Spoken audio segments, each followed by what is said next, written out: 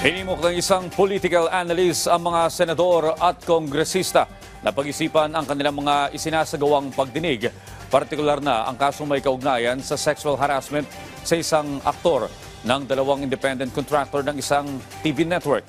Sa segment na Punto de Vista ng Rise and Shine Pilipinas ng PTV, sinabi ni Professor Antonio Contreras na kung hindi in aid of legislation o oversight function ang ginagawa ng mga mababatas, ay malinaw na isa na itong paglabag.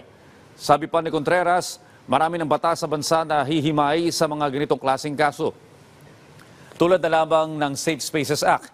Tanong tuloy ng propesor, bakit kailangan pang himayin ng Senado at Kongreso ang kaso kung saan tila napepuwersa pa ang biktima na muling alalahanin ang mapait na sinapit ito. Imbes na isa publiko ay dapat daw na inaalala ng mga mababatas ang kapakanan ng biktima at pinapangalagaan ang mental health nito. Samantala, payo pa ni Contreras, ipauubaya sa korte ang kaso. Sana pag-isipan ng ating mga senador at pati na rin ang ating mga kongresista ang kanilang mga pagdinig. Ito ba'y in aid of legislation? Ito ba'y oversight function?